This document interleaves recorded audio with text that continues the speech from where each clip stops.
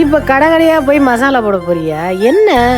அக்கா அது பெயின் வேற டிபார்ட்மெண்ட், வேற இது ஒர்க் வேற டிபார்ட்மெண்ட். எல்லாம் வேற வலிச்சுட்டே தான் கிடக்கும். ஆமா அதனால? ஐயா அக்கா, நீங்க என்னன்னா நைட்டு தானே எனக்கு இந்த வலியெல்லாம் வருது, காலையில எழுந்திரிச்சு நான் ஓடிடுவேன்ல, அப்படி பிரிச்சு பார்க்கணும். சரி. ஓ, இதுல தனி டிபார்ட்மெண்ட்லாம் வேற இருக்கா? ஆத்தே, என் வண்டி அங்கன இருக்கு. ஆமால, அத பத்தி நினைவுக்கே வரல. உன் வாகனத்துல பறந்தாதான் உனக்கு சரியா வருமா? எனக்கு என் வண்டி தான் வேணும், அதுதான் எனக்கு தோதுபடும், அதான் எனக்கு ராசியும். எனக்கு என் வண்டியில தான் ஓட்ட வரும். தர்ஷினி தான் அங்க இருக்கால, அவளுக்கு ஃபோன் பண்ணுவோம், அவ எடுத்துட்டு வந்துருவா. ஆமால, தர்ஷினி எடுத்துட்டு வரும், அதுதான் லாரியை ஓட்டுதே. என்னக்கா? யாரு தெரியலையே. யாரு? நான் இந்த வீட்டு ஓனர் பழனியப்பனோட அப்பா. ஓ, உள்ள வாங்க சார், வாங்க. அக்கா வாங்க சார். ஹவுஸ் ஓனர் இருக்காருல, அவரோட அப்பாவா? வாங்க உட்காருங்க. அதெல்லாம் ஒண்ணும் வேணாமா, நீங்க வீட்டை காலி பண்ணுங்க. என்ன சார் சொல்றீங்க? சார், அதான் உங்க பையன் கேட்ட மாதிரி 6 மாசம் வாடகையை அட்வான்ஸா கொடுத்தாச்சு, 1 மாசம் வாடகையை முன்னாடியே கொடுத்தாச்சே. இப்போ திடீர்னு வந்து காலி பண்ணுன்னு சொன்னா எப்படி சார்?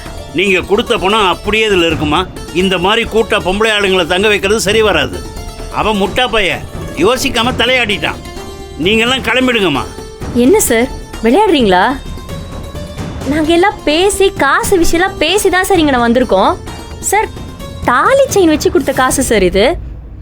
இப்ப போய் போனா நியாயமே இல்லை சார். இங்க பாருங்க, உங்க பையன் தான் எங்க கிட்ட எல்லாத்தையும் பேசினது, நாங்க அவர்கிட்டயே பேசிக்கிறோம். இல்லையா வாங்க, அவர்கிட்ட போய் ஒரு நியாயம் கேட்போம் வாங்க. மாமா, அவன் ஊருக்கு போயிட்டாமா, இங்க அவன் இல்ல. நீங்க கிளம்புங்கன்னா கிளம்புங்க.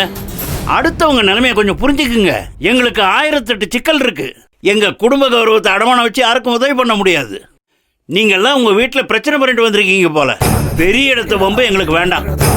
நீங்க தயவு செஞ்சு கிளம்புங்க. சார், நாங்க பிரச்சனை பண்ணி தான் வெளியில வந்தோம். உங்களுக்கு அறிவு கரசின்னு உங்களுக்கு யாராவது ஃபோன் பண்ணாங்களா? அதெல்லாம் விடுங்கம்மா. நீங்க தொடர்ந்து இங்க இருந்தா எங்களுக்கு ஆபத்து. அதனால கிளம்பிடுங்க. உங்களை உடனே எல்லாம் போக சொல்லல. நாளைக்கு ஒரு நாள் டைம் எடுத்துக்கோங்க. நாளன்னைக்கு வீட்டை காலி பண்ணிடுங்க. இந்தாங்க உங்க பணம். தயவு செஞ்சு கிளம்பிடுங்க. கையெடுத்து கும்பிட்றேன், கிளம்பிடுங்க.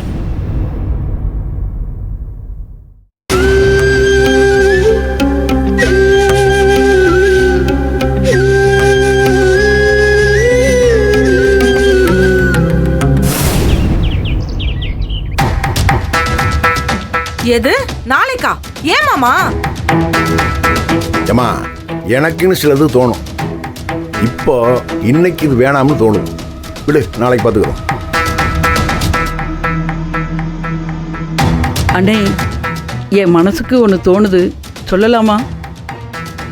ஒருவேளை வீட்டு பொம்பளைங்க இல்லாதனால தான் நல்ல காரியம் தானா தள்ளி போகுதுன்னு எனக்கு தோணுது. ஏமா, சும்மா இருக்க மாட்டீங்களாம்மா? இருக்கிற குழப்பத்தில் நீங்க ஒரு புது குழப்பத்தை உண்டாக்கிட்டு பேசாம இருங்கம்மா. இந்த விசேஷம் நாளைக்கு கோலாகலமா நடக்கும். எப்ப கதிரே, ஏதோ சாதாரணமா வீட்டாளுகளை வச்சு இந்த விசேஷத்தை முடிச்சிடலான்னு பார்த்தேன். இல்லை, பெரிய அளவில் தான் பண்ணணும்னு கடவுள் நமக்கு உத்தரவு கொடுத்துருக்காருப்பா. நடக்கும். நாளைக்கு பாருங்க, பொம்பளையில இல்லாம இந்த விசேஷத்தை எப்படி நடத்துறேன்னு பாருங்கம்மா, பாருங்க.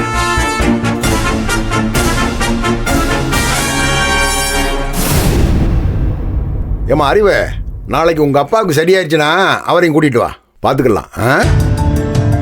எப்பா, நாளைக்கு நாள் எப்படி இருக்கும் என்னமா இருக்கும்னு தெரியலையேப்பா.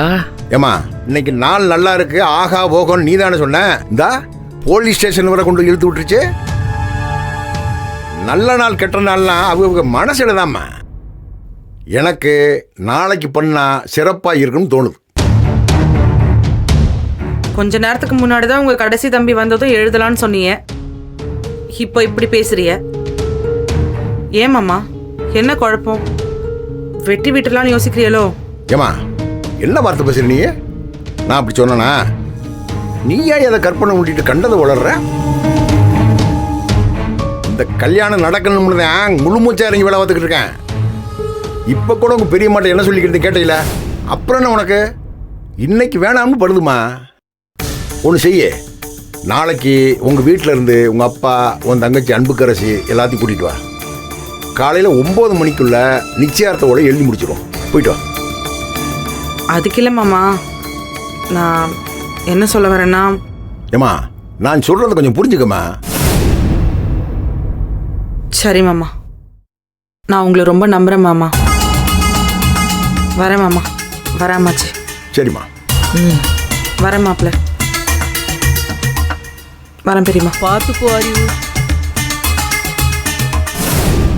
என்னப்பா பொம்பளை ஆளுங்க இல்லாமல் இந்த விசேஷம் நடக்காதுங்கிற அளவுக்கு பேச்சு வந்துருச்சு. நீங்கள் என்னப்பா சொல்கிறீங்க? அண்ணா நாளைக்கு எது நடக்குண்ணே, அவ்வளோதான். என்னப்பா சக்தி, நீ என்ன ஒட்டாமலை இருக்க? முடிவு பண்ணிட்டீங்களேண்ணே, பார்த்துக்கலாம்.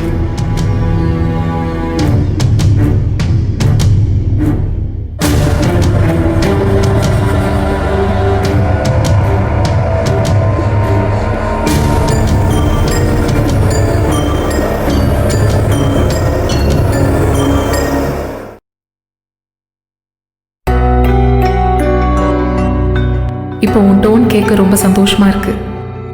அப்போ நீ நிம்மதியா இருக்கன்னு அர்த்தம். உன்னோட நிம்மதிக்கு யாரு காரணம்னு எனக்கு தெரியல, ஆனா உன்னோட லைஃப்ல அவங்க நிரந்தரமா இருக்கட்டும். My wishes for that. உனக்கு எப்போ தோணுதோ அப்போ நீ ஜனனி கிட்ட சொல்லு. நிச்சயம் அவ ஹாப்பி ஆவான்னு நினைக்கிறேன்.